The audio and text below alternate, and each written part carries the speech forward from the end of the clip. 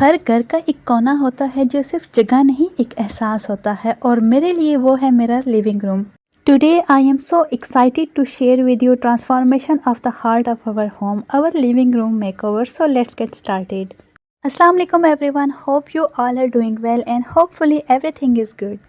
मेरा प्लान अपने living room को बहुत ही simple to cosy and stylish रखना है, तो मैं सबसे पहले रेडी कर रही हूँ sofa cushions and table cover. So इसके लिए मैं कुछ भी न्यू परचेज़ नहीं कर रही, लाइक मेरे पास जो ऑलरेडी चीज़ें थी उन्हीं को मैं यूटिलाइज़ करूँगी। और ये थी मेरे पास एक बेडशीट जिसको मैं यूज़ नहीं करती, अब इसको रीयूज़ करके बिल्कुल ही न्यू लुक क्रिएट करेंगे। मैंने साइज़ के अकॉर्डिंग निशानात लगा के तो कटिंग करना स्टार्ट कर दी। अच्छा, स्टिचिंग जिसको आती है ना उसके लिए ऐसा काम करना बिल्कुल भी मुश्किल नहीं है। अब मुझे तो कह सकते हैं आप 30% ही आती है, सो थोड़ा सा डिफ़िकल्ट है। और जब प्रैक्टिस ना होना तो थोड़ी बहुत डिफ़िकल्टीज़ तो होती ही होती हैं, लेकिन कोई बात नहीं, हर काम इंसान को खुद करने की आदत होनी चाहिए। जो काम आपको मुश्किल लगता है नो प्रॉब्लम, आप उसको स्टार्ट टू एटलीस्ट लो, इंशाल्लाह वो आपका बेहतर हो जाएगा। सेंटर पीस के कॉर्नर्स को ट्रायंगुलर शेप में कट कर लिया था क्योंकि इससे बहुत ही यूनिक लुक आती है। सो अब स्टार्ट करते हैं स्टिचिंग। सबसे पहला बोरियत वाला काम, सुई में धागा डालना। किस किस को मुश्किल लगता है, जो भी देख रहा है मेरा व्लॉग जल्दी से कमेंट करके मुझे बताएं। अल्हम्दुलिल्लाह फर्स्ट अटेम्प्ट में ही डल गया था। अच्छा, जो भी अब सेटिंग वगैरह करनी थी वो मैंने कर ली। मैं ना स्टिचिंग का काम बहुत लेट करती हूँ, लाइक मुझे कोई अल्ट्रेशन करनी हो या इसी तरह से किसी बेडशीट को, सोफ़ा कवर को इस तरह से स्टिच करना हो तो मैं तब कर लेती हूँ, लाइक उसमें भी साल तो गुजर जाता है। तो मुझे हमेशा स्टिचिंग करते हुए अपनी अम्मी याद आती हैं क्योंकि उनकी स्टिचिंग बहुत परफेक्ट है। मेरी अम्मी माशाल्लाह ड्रेस डिज़ाइनर भी हैं और टीचर भी हैं। वो ड्रेस डिज़ाइनिंग की ही टीचिंग करती हैं और जिन जिन बच्चियों ने उनसे सीखा है माशाल्लाह से आज वो अपने पाँव पर खुद खड़ी हो चुकी हैं। अब वो औरतें फाइनेंशियली दूसरों पे डिपेंड नहीं करती। मेरी अम्मी हमेशा कहती थी कि बेटा हाथ में कोई ना कोई हुनर ज़रूर होना चाहिए। लाजमी नहीं है कि आप दूसरों के लिए ही काम करो, आपको ये काम किसी न किसी ज़िंदगी के ऐसे मोड़ पे काम आएगा ना कि आप हैरान रह जाओगे कि ये हुनर ज़िंदगी के किस मोड़ पे काम आया। लाइक मैं अपनी ही एग्जांपल दे लूँ, मैंने कभी नहीं सोचा था कि बाहर के मुल्क में भी जाके मैंने कोई ना कोई स्टिचिंग करनी है, लाइक कोई अल्ट्रेशन हो गई, कोई और डिज़ाइनिंग क्रिएट करनी हो। सो मुझे टेलर के चक्कर नहीं लगाने पड़ते, मैं खुद से ही कर लेती हूँ अल्हम्दुलिल्लाह। तो मेरा बात करने का पर्पस भी यही है कि मैंने ज़ीरो बजट में बहुत ही कॉजी एंड स्टाइलिश एक फंक्शनल मेकओवर क्रिएट किया।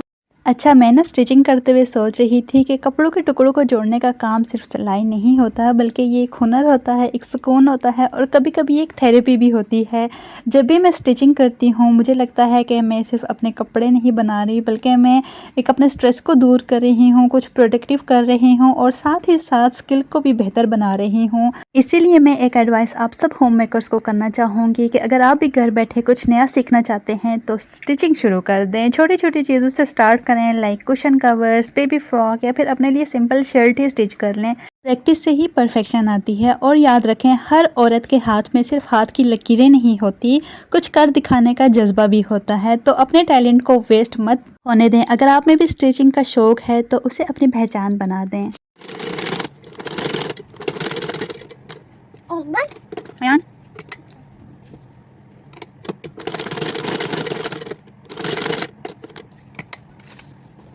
अयान,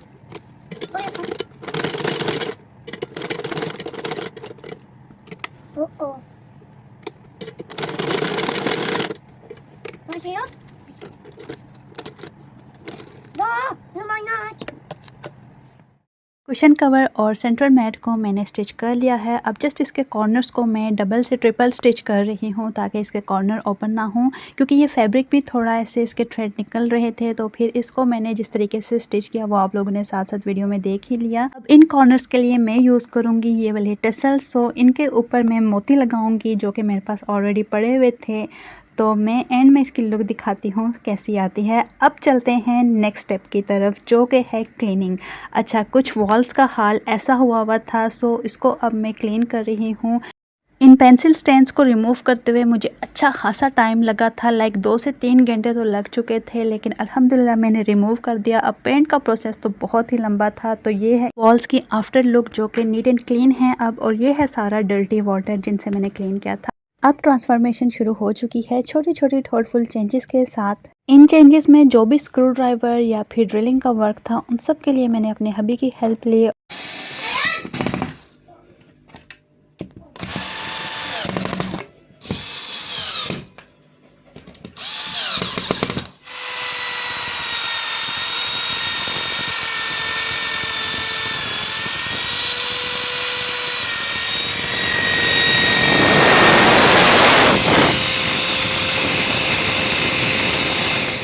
और लाइफ में फ़र्स्ट टाइम मैंने भी ड्रिलिंग मशीन को ऑपरेट किया और मुझे बहुत मज़ा आया। अच्छा, थोड़ा सा मुश्किल था लेकिन नामुमकिन बिल्कुल भी नहीं था।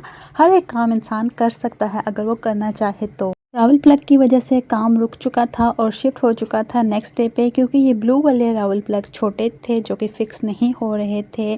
सो एक दो तो हो चुके थे इजीली, बट फिर हमने शिफ्ट किया नेक्स्ट डे पे और फिर ये वाले परचेज़ किए जो कि इजीली फिट हो चुके थे वॉल्स में, और जो भी हमने हैंग करना था वो इजीली इनके साथ हैंग हो चुका था।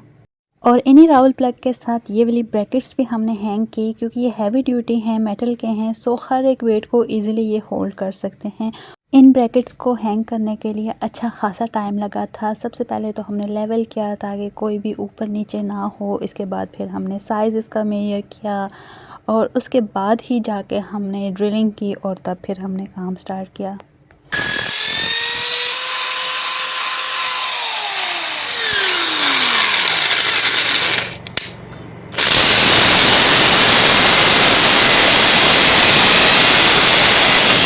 टाइट ग्रैब करने के लिए सिलिकॉन का भी यूज़ किया और यहाँ पर मैंने शेल्फ हैंग करनी थी और इसको 24 आवर्स के लिए छोड़ दिया था ताकि सिलिकॉन कम्प्लीटली ड्राई हो जाए। फिर हमने स्विच करना था नेक्स्ट वर्क पे। ड्रिलिंग से हर तरफ डस्ट हो चुकी थी। मैंने प्रॉपर्ली डीप क्लीन किया क्योंकि लगाने थे मैंने wall stickers. According to the UAE rules, आप किसी अपार्टमेंट का रेंटल एग्रीमेंट साइन करते हैं तो एक ज़रूरी कंडीशन होती है कि आपको अपार्टमेंट वैसे ही कंडीशन में वापस देना होता है जैसे आप रिसीव करते हैं।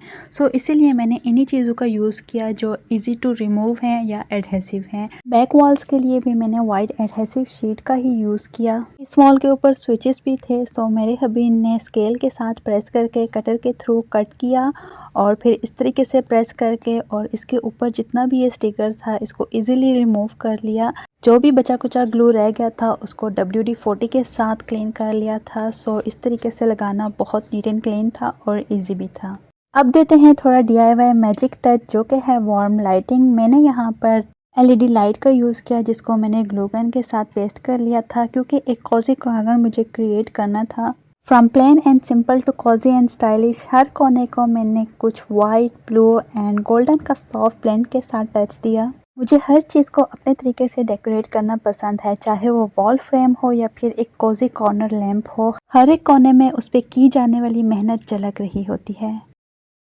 Decoration complete and finally here it is our newly styled living room, bright, peaceful and full of life। एक ऐसा लिविंग रूम जो कि है अब फंक्शनल, कोजी, डल से ब्राइट एंड शाइनिंग और थोड़ा सा टाइट स्पेस भी अब लगता है कि ओपन एंड स्पेशियस है।